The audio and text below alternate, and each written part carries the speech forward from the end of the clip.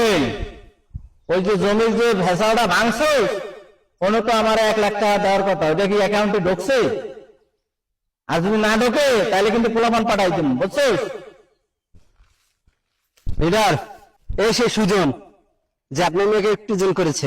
মিলন, ও কি জানে না যে আমি কে? আমি খান সাহেব, আমি এই মায়াতলী গ্রামের সবচেয়ে বড় লিডার।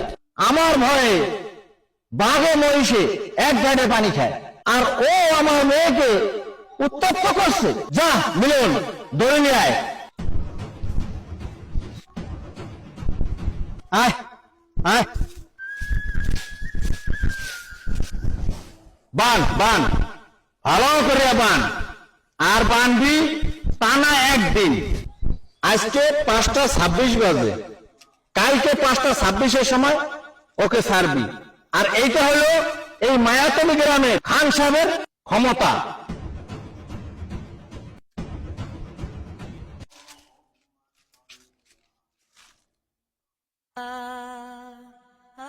আল্লাহ, আমি অপরাধ না করে আজকে অপরাধী, আল্লাহ আপনি বিচার করবেন। হুমান ভাই, আসসালামু আলাইকুম। ওয়ালাইকুম আসসালাম ভাই। আসেন আপনার সাথে একটু কথা বলি। আচ্ছা বলেন ভাই। আচ্ছা হুমান ভাই, আমি কিছু জিনিস দেখলাম যে আপনি হচ্ছেন অনেক মানুষের সাথেই দেখলাম যে ক্ষমতার অপব্যবহার করতেছেন। আর এই গ্রামের মোটামুটি ক্ষমতাশীল ব্যক্তি আপনি, এটা আমরা জানি। কিন্তু ভাই, এই যে মানুষের সাথে যে ক্ষমতার ব্যবহার করতেছেন, এটা কি ঠিক করতেছেন? আচ্ছা ভাই, আমি হইলাম এই মায়াতলী গ্রামের সবচেয়ে ক্ষমতাসীন ব্যক্তি। আমি যদি ক্ষমতা না দেয় তাহলে আমার ক্ষমতার দাম আছে কি?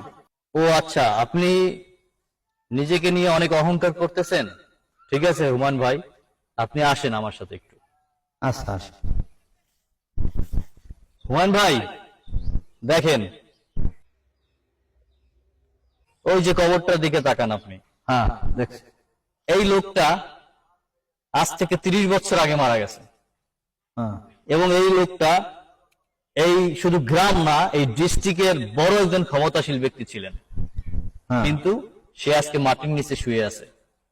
তাহলে তার এই যে ক্ষমতা, তার টাকা পয়সা, ধন দৌলত কোনো কাজে এসেছে? আসে নাই ভাই। ও আচ্ছা ভাই। হুমান ভাই দেখেন, এই যে বাচ্চাগুলা কত সুন্দরভাবে ক্রিকেট খেলতেছে, ওদের বয়স কত? 11-12 বছর।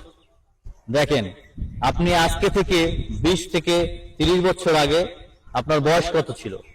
11-12 বছরের বয়স ছিল।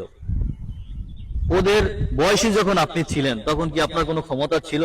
ছিল না। তো আল্লাহ পাক আপনাকে ক্ষমতা দিয়েছেন, তো এই ক্ষমতার অপব্যবহার করা আপনার উচিত না। ঠিক আছে হুমায়ুন ভাই, বুঝতে পারছেন? আসেন ভাই আসেন।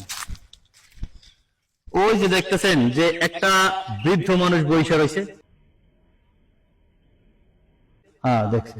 ওই বৃদ্ধ মানুষটা আজকে থেকে 40 বছর আগে এই মায়াতলী গ্রামের একজন ক্ষমতাশীল ব্যক্তি ছিল, যেমন কিনা আপনি। দেখেন ভাই, আজকে আপনার অনেক ক্ষমতা ওই মায়াতলী গ্রামে।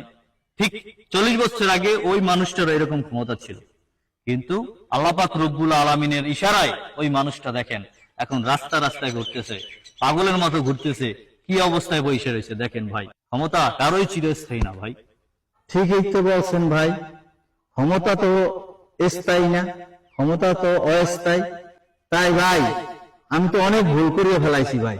ঠিক আছে হুমান ভাই, আপনি যেহেতু ভুল বুঝতে পেরেছেন, এজন্য আল্লাহ পাক রব্বুল আলামিনের কাছে আপনি মাপ চান এবং 5 ওয়াক্ত নামাজ পড়েন, ভালোভাবে চলেন, এবং যাদের সাথে খারাপ ব্যবহার করছেন সম্ভব হলে তাদের কাছ থেকে মাপ চেয়ে নেন। ঠিক আছে ইনশাআল্লাহ। হে আল্লাহ, খান সাহেবের মতো এইরকম ক্ষমতার অপব্যবহারকারী অনেক মানুষ এই দুনিয়াতেই আছেন। তারা কি একটা বড় ভাবে না যে এই মৃত ব্যক্তির মতো তাদেরকেও একদিন কবরে শুয়ে থাকতে হবে? আল্লাহ পাক আমাদেরকে সহিহ বুঝ দান